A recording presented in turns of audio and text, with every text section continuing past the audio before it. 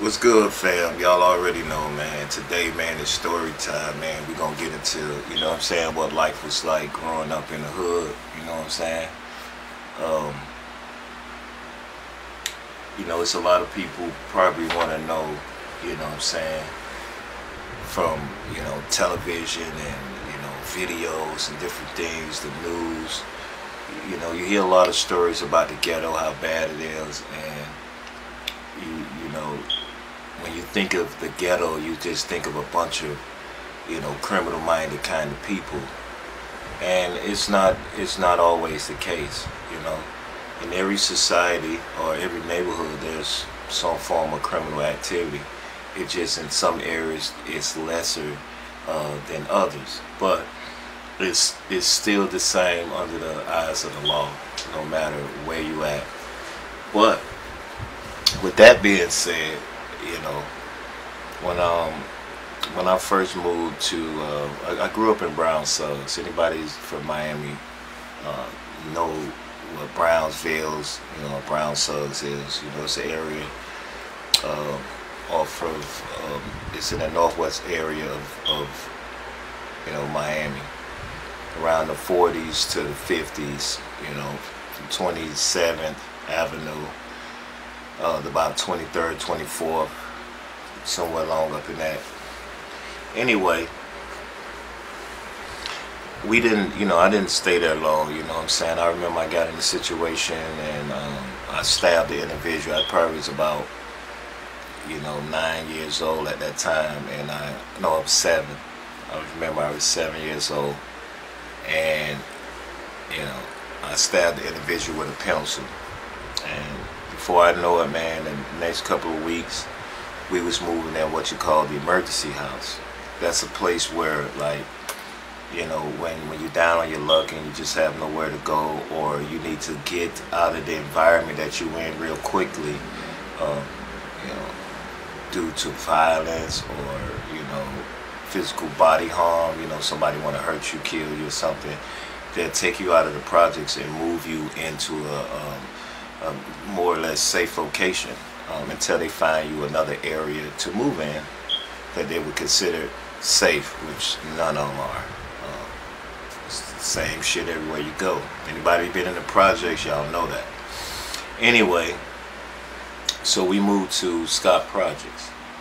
I was 7 years old, and it kind of put you in the scenery of New York, back in the days when, graffiti was popular, you know what I'm saying, when everybody used to tag the walls. The whole projects was like that. So, being you first moved around there, you didn't, it was hard for me to find, where I lived at again, because everything looked the same. It was paint, graffiti. So, it was days I went to school, I couldn't even find my own home, bro. Like, everything looked the same, you know what I'm saying, until you start to get used to an environment. Let me turn this light down a little bit. That's a lot better. Until you get used to the environment. Anyway, I went to a school called Liddy C. Evans, and, that school was a warrior school. At that time, man, you had people, this was around the early 80s, you know what I'm saying? We moved in Scott Projects around 1983.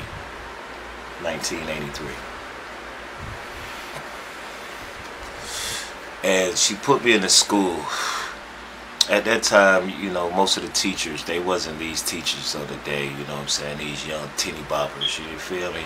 We had grandmas. All our teachers were like old grandmas, you feel me? But it was this one teacher that in particular, she was very mean, you know what I'm saying? She scratched me all up. I had to call my mom down to the school. My mom went down there, you know what I'm saying, ready to fight, you know what I'm saying?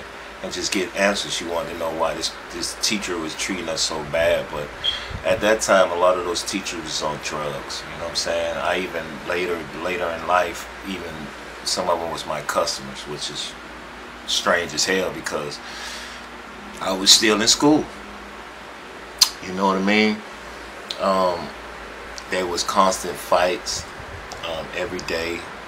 You know, kids want to test you. I mean, they would literally right in your face be like, yo, what do you think about him? You think he can fight? And if somebody vouched for you, you feel me? Like, it was a new environment for me, you know what I'm saying? So I had to learn very quickly, you know what I'm saying? I had to adapt very quickly, you know what I'm saying? At the age of 11, let me tell you a little more. Also, back then, the neighborhoods was village. It was a village. That means you can get an ass whooping from anybody parent at that time, you know what I'm saying?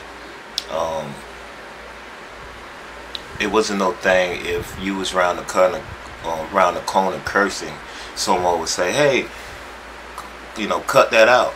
If you don't, I'm gonna whoop your ass and I'm gonna take you around into your mom. And when she did that, or he did that, you know what I'm saying, your mama, you know what I'm saying, it was a mutual respect. You finna get another ass whooping. And another thing is, we used to get paddles at school. You know, you got a paddle at school, you came home, you got another ass whooping. So it was like, we needed that. You know what I'm saying? They took that and God and all of that, prayer, everything out of school. You know what I'm saying? Now look at the schools now. Now getting back to that, the first time I met a drug dealer, it's like when my mom was going to you know, check out the place. You know, when you first move into a unit, you know, sometimes your parents would go around because they would fix it on the unit. You know, another family was there and fuck the place up, whatever the case is. So they have to, you know, fix the unit, paint it, you know, make sure they get it right, you know, for you when you move in or whatever the case. And my mom was like, let's go by there and see, you know, how far they got, you know, so she could kind of have an idea how long she had to be in this other spot. So we get there, and the first thing we see is people running out of the place. You know, back then, if the place was abandoned, drug dealers would move in, and you know, they would start to sell their product out of the place. And that place in particular that we moved in, which was 2125 Northwest 74th Street, Scott Projects. It was a bunch of guys that from the neighborhood, some from the other side of the neighborhood, which you call the cans. You had the Dog Pound, you had Killer 2, you know what I'm saying? We was considered home team on our side. These guys was sitting on the porch, man, when we first went into the unit. And we looked out on the front porch, and these guys, they got their dope, their guns, and everything. My mom walk out, and the first thing they go, oh, how you doing, man? You feel me?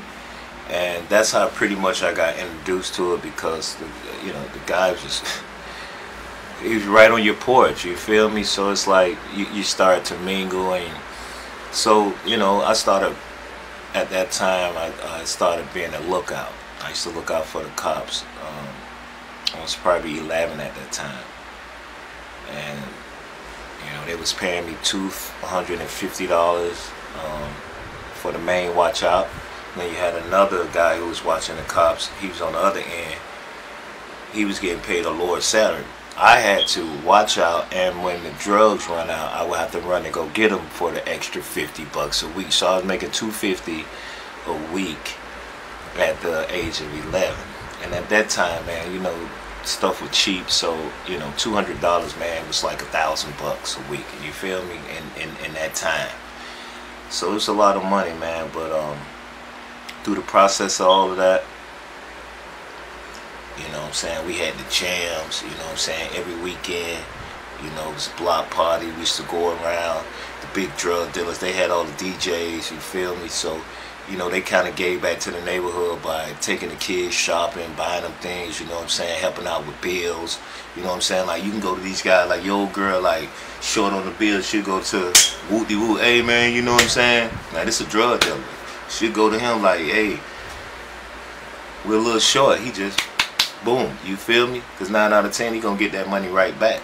You feel me? So it wasn't nothing, man. They took care of the neighborhood. It's nothing like that now. Everybody for themselves. You know what I'm saying? There was a time where if I had dope, You know what I'm saying? I serve my sack, he served his sack. You know what I'm saying? Everybody got their bread. If the customer didn't like your dope, he'll send them to you. Now niggas are hate, oh, that shit garbage. Our shit better, you know what I'm saying? Them niggas around the corner, they putting this in it. You know, niggas like, just to get a sale, like it's, you know, niggas ain't real hustlers. Like, your dope don't sell itself. Like, you don't have to, you know what I'm saying, like, hate on the next man to get, you know what I'm saying, your sack. So, shit good, bitch gonna buy it, you feel me? Like, they gonna be, oh, no, I don't want him, I want that nigga right there. That nigga shit, you know what I'm saying?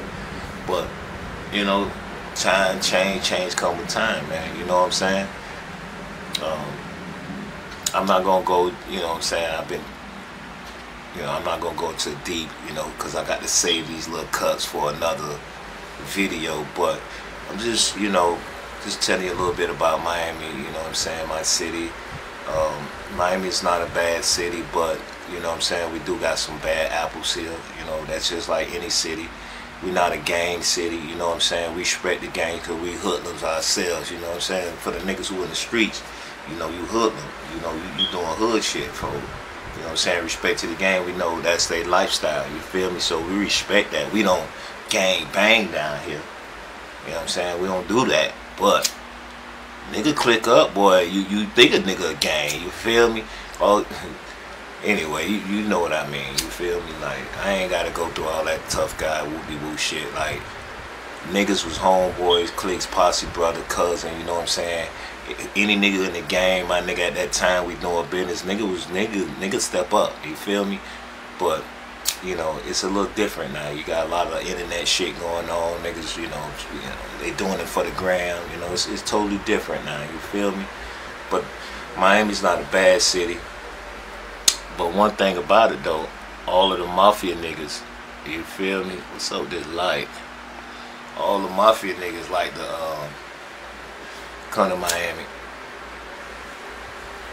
and retire. They'll murdered and killed and raped the motherfucking city. You feel me? Miami's a retirement place, man. We more of a tourist attraction. You know what I'm saying? We do movies and videos. You feel me? We bite our money down here. You know what I'm saying? So, if y'all got any questions, man, you feel me? I know I've been rambling. It's a lot, man. You know, nigga been on this planet for a minute. So it's a lot of experiences, you feel me? This light dulling on me, so I'm going to cut this video short. You know what I'm saying? I ain't trying to do no cutting or editing right now. So I just wanted to holler at the game, man. You know what I'm saying? I'm here working, bro. I'm trying to get this thing up and popping, man. You know what I'm saying? My live ain't as good as it should. You know what I mean? It's slow. You know what I'm saying? I got a slow computer. Let me kind of show you a little bit. This is what I'm working with.